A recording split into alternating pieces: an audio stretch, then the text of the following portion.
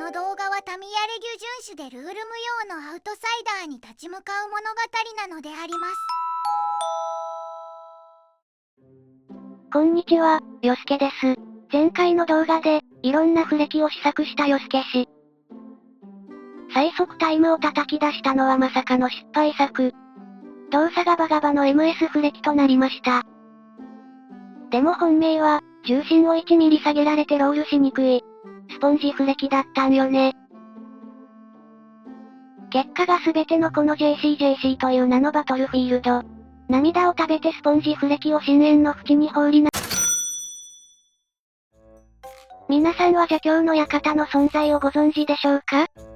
そこでは悪魔合体と言われる日々が夜な夜な行われて、つまり、ドーン、バキーン、ドカーンなのである。ということで早速スタンドを召喚。裁くのは俺のスタンドだ。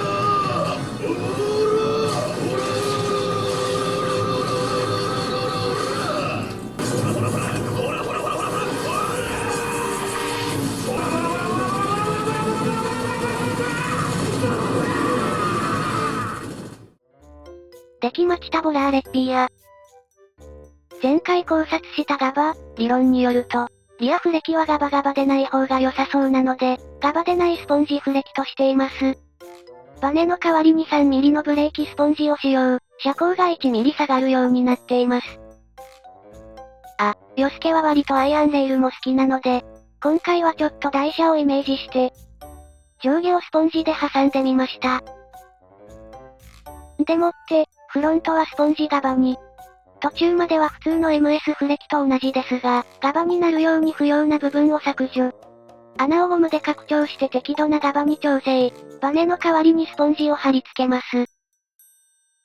ベースがスポンジフレキなので車高が1ミリ下がってま。ガバガバ具合はこんな感じ。フロントだけいい感じにガバってます。念のため、ガバ度を測っておきましょう。下向きに4度。上向きに4度。前回のバネバージョンガバフレキと同じぐらい。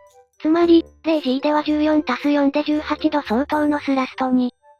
1G では14-4で10度相当のスラストになる気がします。跳ね具合はどうか？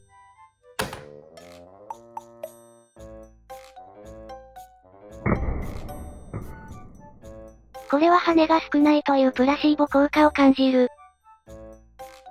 ちなみに裏面はこうなっています。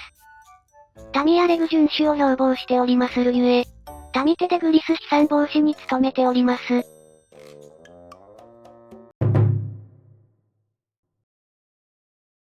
いざ実装。あ、そういえばその他の設定はこうなっています。見せてもらおうか、スポンジガバの性能とやらを。LC はクリア。前回ベストラックに並んだ。抜いた。しかも、安定して LC をクリアしてるぞ。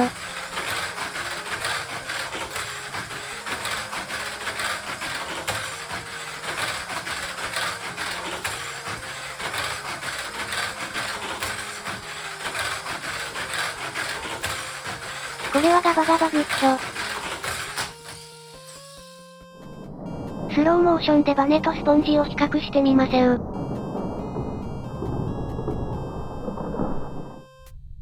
16分の1倍速。ここ。LC 中間でのジャンプ高さ、姿勢は、バネもスポンジもほとんど同じ。ひいき目に見るなら、スポンジが若干低いか？進めてみましょう。ここ。スポンジで期待していた車庫端によるロール抑制。この瞬間を見る限りは、それほど効果なかった？だがしかし、着地の瞬間には大きな違いが。バネは極端な前下がり&ロールで着地に対して、スポンジはほぼコースと平行な姿勢。完璧なエアターンを決めています。タイムの差は着地とその後の加速によりそうです。もう一度通しで見てみましょう。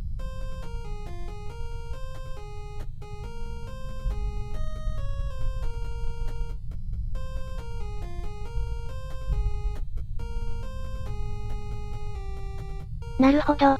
わからん。とりあえず、スポンジガバの方が早かったということで。ちなみに今回は LC 中間のスロー取っておきました。GD 理論の例 G でのスラスト強化を確かめてみましょう。早い。16分の1倍速。まだ早い。32分の1倍速。ここ。フロントが浮いてレジー。スラストが強くなっているかはわかりませんが、この速度域の割には地べたに張り付いているような。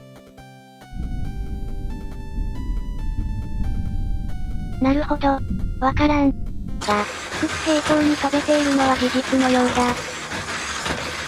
ちなみにこのアングル、F1 のオールージュみたいで迫力ありますね。しばし恐怖体験を味わってもらおうか。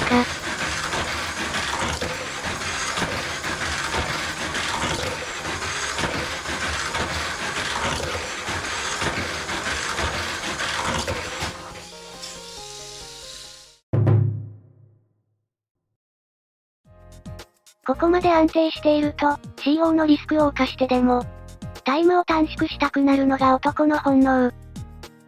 ということで、標準のスラストを14度から10度に変更してベストラップ更新にチャレンジ。ちなみにバネガバでも挑戦していましたが、ほぼ、ゴープロ君をしばく動画となってしまったので、インターネットへの掲載を自重していました。して、今回はいかようにLC はクリアしたぞ。だがしかし、タイムは 0.01 秒遅い？ちょっと伸び悩んどるな。これまでのデータから、スラストを4度、小さくすると、だいたい 0.1 秒タイムが短縮され、ドーンバキーンはわドカーンはわということで、今回の結果をまとめます。最速タイムはスポンジガバの14度。前回最速のバネガバに対して 0.06 秒短縮しました。スラストを弱くしたスポンジガバの10度は、最速タイムは14度とほとんど同じ。